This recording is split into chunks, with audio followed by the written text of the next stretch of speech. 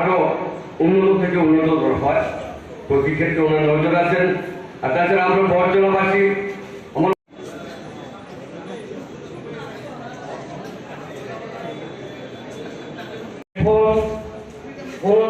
আজকে আমাদের সভা সভাপতি তথা চাঁপাইনবাবগঞ্জ মন্ডল কমিটির অন্যতম সভাপতি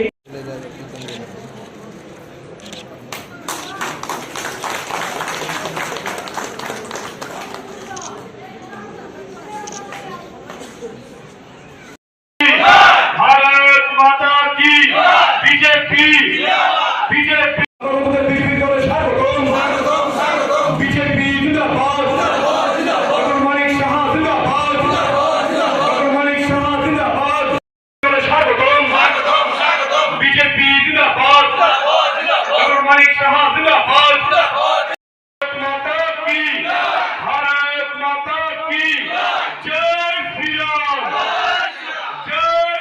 সবাই ভালো থাকুন আজকে, এবং হোলির জন্য সবাইকে আমি শুভেচ্ছা জানাতে হ্যাপি হোলি।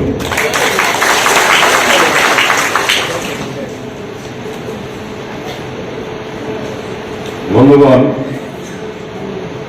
আমরা সবাই জানি এর মধ্যেই দিনক্ষণও ঠিক হয়ে গেছে। আসন্ন লোকসভা নির্বাচন, আমাদের দুটো আসন, একটা পশ্চিম আসন, একটা পূর্ব আসন। পশ্চিম আসনে আমাদের ভারতীয় জনতা পার্টির যিনি মনোনীত প্রার্থী, সবার পরিচিত মুখ, প্রাক্তন মুখ্যমন্ত্রী এবং আমাদের রাজ্যসভার সদস্য শ্রী বিপ্লব কুমার দেব, এবং পূর্ব আসনে দাঁড়িয়েছেন রাজবাড়ির কন্যা, আপনারা সবাই জানেন কে বিক্রম মাণিক্য বাহাদুরের উনি কন্যা এবং মহারানী কৃতি দেববর্মা মহোদয়, এবং যেখানে ওনার বিয়ে হয়েছে সেখানেও উনি মহারানী, সেখানেও মহারাজার ফ্যামিলিতে বিয়ে হয়েছে। তো ওনাকে ভারতীয় জনতা পার্টির পদ্ম ফুল চিহ্নে ওনাদের দুজনকেই দাঁড় করানো হয়েছে, এবং সেই কারণেই কিন্তু আজকের এই বৈঠক। মত বিনিময়ে আমি শুনলাম এখানে রায়বাবু বলেছেন রিটায়ার্ড টিচার, তাছাড়া জীবন আচার্যী মহোদয় বলেছেন যিনি পেনশনার। এখানে খুব ভালো লাগলো যে আমাদের মাইনরিটি সম্প্রদায়ের আমাদের মেয়ে আমিনা বেগম এখানে ওনার বক্তব্য রেখেছেন। তাছাড়া ফার্মার্সদের পক্ষ থেকে এখানে বক্তব্য রেখেছেন শ্রী তপন দেবনাথ মহোদয়। আপনাদের কথা আমি শুনলাম, এবং আপনাদের প্রশ্ন আপনারা যা করেছেন তার উত্তরও কিন্তু আপনারা দিয়ে দিয়েছেন। কাজে এখানে নতুন করে আমার উত্তর দেওয়ার আর কোনো সেখানে ওনার চান্স নেই। তো প্রশ্ন এবং উত্তর দুটোই আপনারা দিয়েছেন, এবং এতেই প্রমাণ হয় যে আপনারা মাননীয় প্রধানমন্ত্রীজির উপর কত আস্থা আপনাদের। সবচেয়ে বড় জিনিস, আমরা যে কাজটা করি প্রধানমন্ত্রীজির মার্গদর্শন সামনে রেখেই, ওনার চিন্তা ভাবনা মাথায় রেখে আমরা কাজটা করি। এখানে বারবার বিরোধীরা খালি বলেন যে ত্রিপুরাতে আইন শৃঙ্খলার খুবই অবনতি।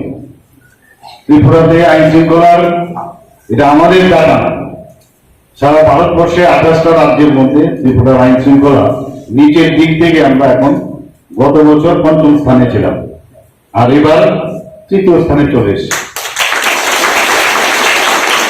তবুও দু একটা ঘটনা হয় দেখছি, সব জায়গায় হয়।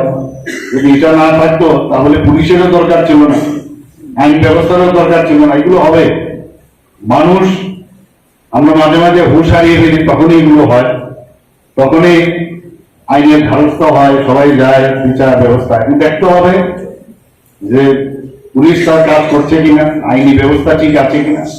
তো সেই দিক দিয়ে বিচার করলে ত্রিপুরাতে এখন এত একটা সুন্দর পরিবেশ। আমরা জানি 2023-এর ইলেকশন যখন আমাদের বিধানসভার হলো, সবাই কিন্তু চিন্তায় যে কি জানি হবে।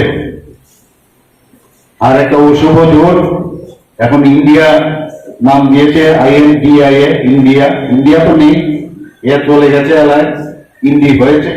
এর মধ্যে একজন তো জেলে ঢুকে গেছে। আস্তে আস্তে করে সমস্ত অক্ষরগুলো শেষ পর্যন্ত আইয়ে গিয়ে দাঁড়াবে, এতটুকু নিশ্চিত। তো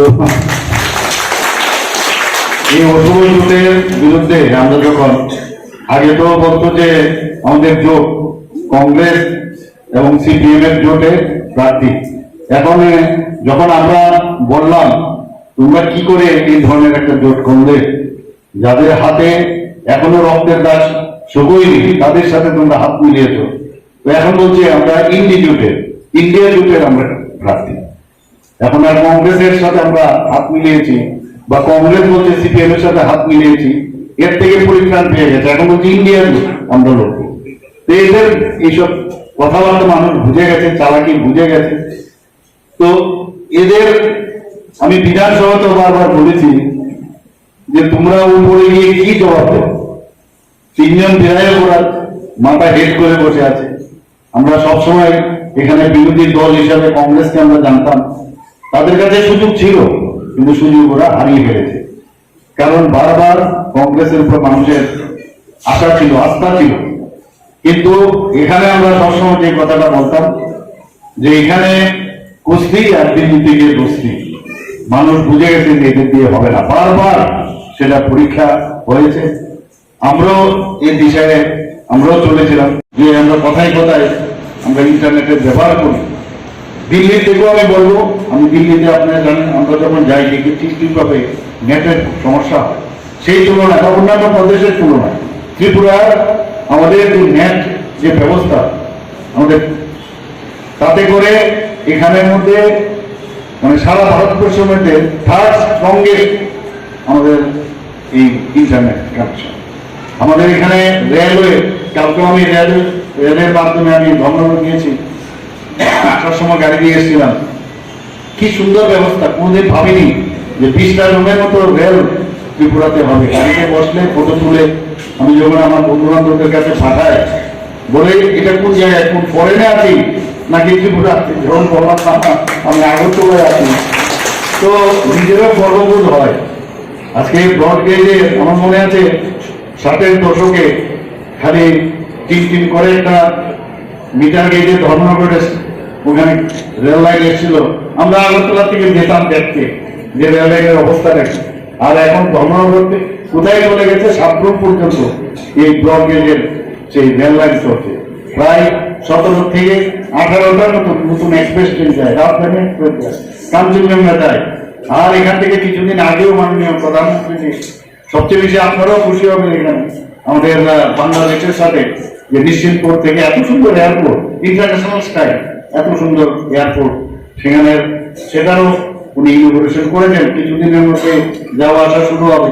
কলকাতায় যেতে গেলে আমি তো শুনলাম, আমি গতকাল হিসাব করেছিলাম 8 ঘন্টার মতো লাগবে, আজকে একটা নিউজ পেপারে দেখলাম 5 থেকে 6 ঘন্টা লাগবে।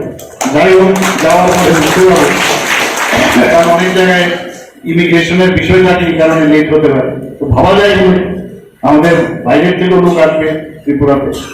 আর যেটা সাবরুমে কয়েকবার আমি গেছি, মৈত্রী সেতু যখন কাজ শুরু হয়ে যাবে, সেখান থেকে চিটাগাং পোর্ট দিয়ে আপনি পৃথিবীর যে কোনো জায়গায় যেতে পারবেন, আর ভারতবর্ষের সব জায়গায় যেতে পারবেন। তাহলে এই যে আমাদের যে হীরা মডেলের কথা বলছেন, প্লাস হয়ে গেছে, ওয়াটার ওয়ে হয়ে যাচ্ছে আমাদের সুনামঘাট থেকে, সেখান থেকে ওয়াটার ওয়েজের ব্যবস্থা হচ্ছে।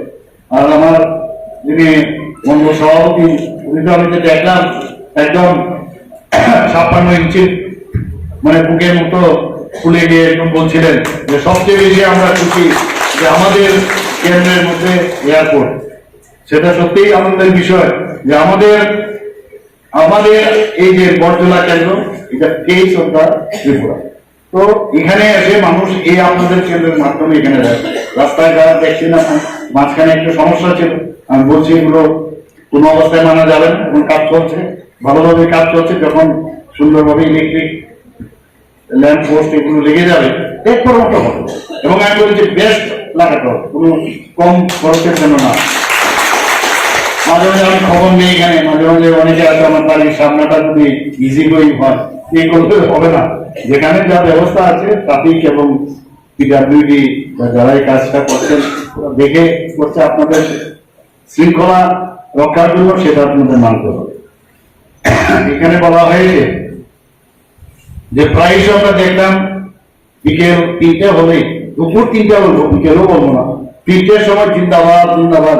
এখানে আমার পেনশনার ভাইরা আছেন এখানে, ওনারা দেখেছেন যে সবাই ফেরত হবে আর 1% দিয়ে দিতে হবে, 1% দিয়ে দিতে হবে। এখন তো এগুলো লাগেই না, আমরা দিয়ে দিই 1% দিয়ে দিলে 500 কোটি টাকা 500 করোড় আমাদের বাজেট থেকে চলে যায়। হিম্মত থাকতে হয়, হিম্মতের জন্যই আমরা এই 3% প্রথমে দেওয়া হয়েছিল আমাদের ভারতীয় জনতা পার্টি আসার পরে। তারপর পর পর পর আপনারা দেখুন সেটাকে 20 এখন 25% দিয়ে আমরা দিয়েছি। কোথায় তুমি তো বলতে হয়নি দিতে হবে।